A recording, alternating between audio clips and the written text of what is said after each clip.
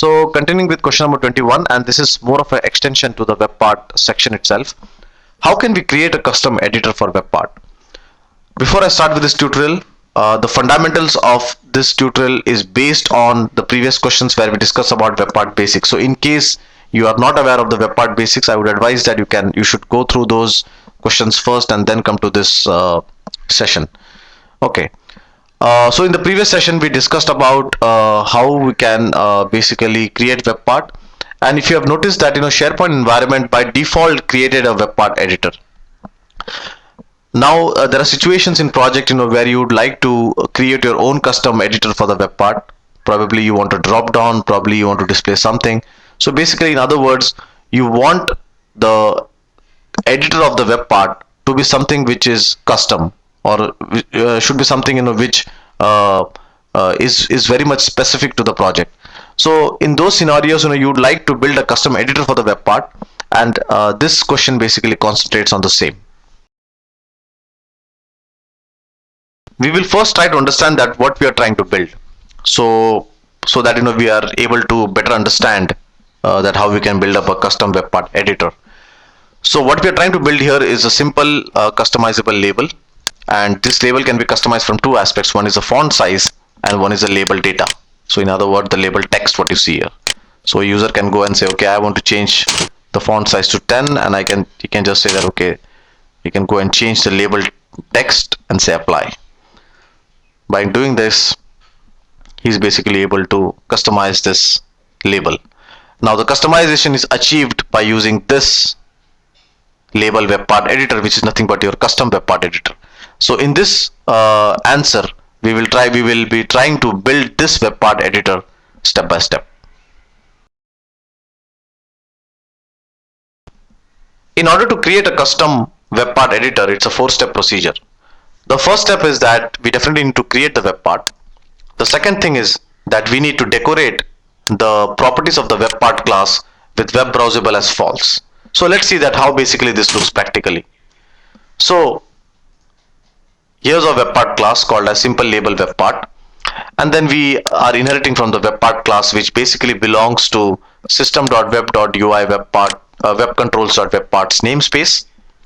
And as our project needs two properties, one is the font size and the other is the label data. So what I've done is I've kept two properties here, font size and label data.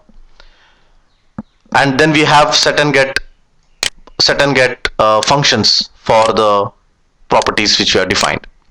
Okay, as usual we decorate with a personalizable attribute, web display name, web browsable attribute, so that this can be exposed as a web part property on the web part property when we are using the web part editor.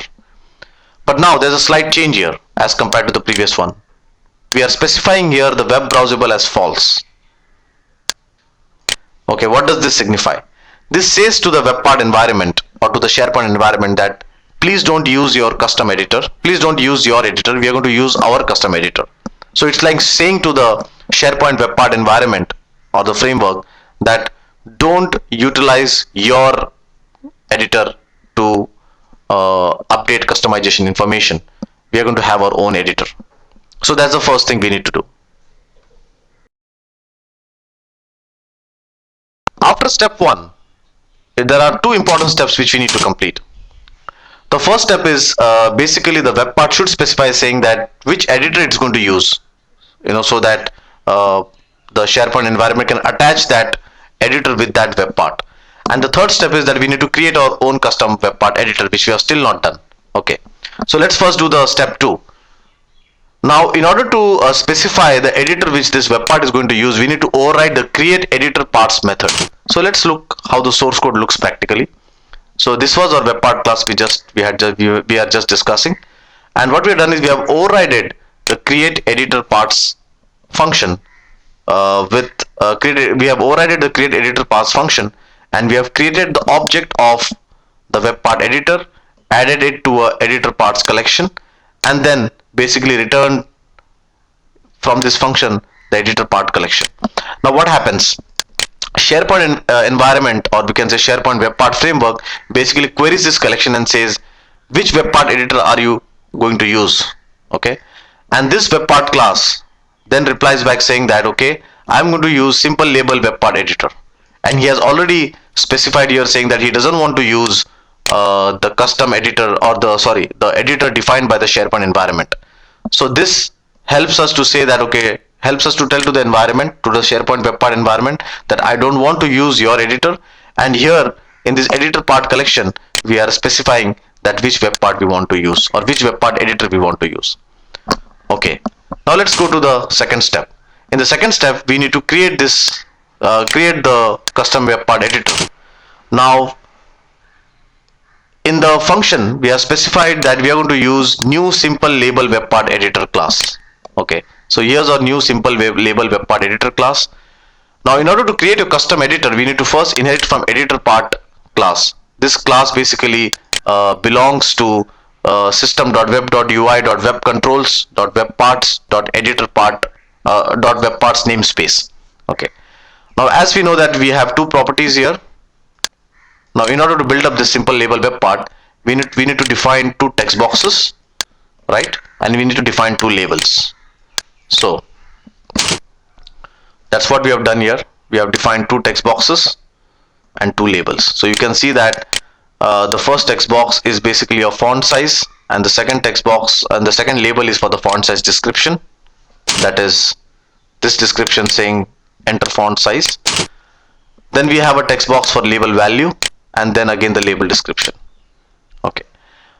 Now, in the create child control method of the editor part, we just create the object of the text boxes, label boxes, and add it to the controls collection. And in this process, we also specify that what the label value should be. For example, we have specified that the label value for font size should be enter font size. So you can see that it's enter font size here. In the same way, we have said for the label description, it should be enter label text. So we have specified here, you can see the display as enter label text. Right. Now that we have completed creating the editor part class or custom editor, there are two things which we have missed out, or we can say there are two activities which basically takes place. The first activity which takes place when you actually input a web part customization value is that the value goes to the web part editor, and the web part editor then stores it into the content database. Now, in order that this activity is achieved, we need to override the apply changes method in the custom web part editor. So what I've done over here is that I have overridden the apply changes. So in other words, when a user basically inputs value to the to the web part customize for the web part customization, this apply change is basically what it does is it just takes the data from the text boxes and applies it to the object of the web part. And this object you can get it from the this.webpart to edit this.webpart to edit property, right? Now the second activity which takes place is basically we also need to sync the content database data with the web part. So basically any whenever probably your page starts or whenever your page is loaded, your SharePoint page is loaded, the web part editor basically needs to fetch information from the content database depending on the user and apply it to the web part. So for that we need to override the sync changes value. So what we have done is we have overridden in our custom web part editor the sync changes method, and here we are moving the data from the web part object to the text box value. So in this way our web part is in sync with whatever we have, right? So that's what all it is, we need to create. And definitely one of the things which we need to do is that we need to change the web config file and add the web part to our gallery, and this was already been covered in the web part basics, so I'll not be covering it here. So you can then see that how our web part basically works. You can see that this is what is the web part editor class display. This is our web part class. Okay, and then you can customize it to whatever you want, whatever font size value you want. You can customize the data of the label and say apply. Definitely when we talk about projects, the web part editor, the custom web part editor can become much complex than what we are seeing here. but the base remains the same. So just let's revise what we have done. We have first created our web part class. We have specified the necessary properties. We ensured that the web browsable is equal to false, so that we tell to the SharePoint environment that please don't use your web part editor. We are going to define our own. In the create editor parts collection, we created the object of the customizable web part editor which we are going to use for this web part.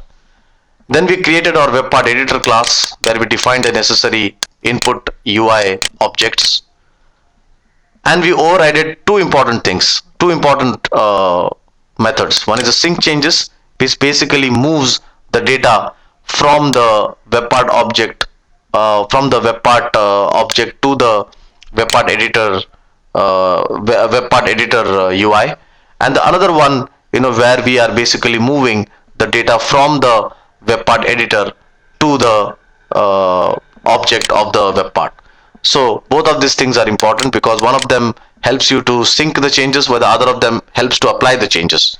So we overrided this. We also in the create child controls, we created the object of our input UIs and applied the appropriate UI customization which we want, so that we can see this label values and etc. And then we deployed the web part in a normal way by specifying the web.config file, and this has already been covered in the previous section. So we specified here as a safe control entry, and then we added it to our web part gallery, and now we can use this customizable web part editor. So these are the basic steps which you can use, or I'll rather say that these are the basic 4 steps which you need to use in order to build up a custom web part editor.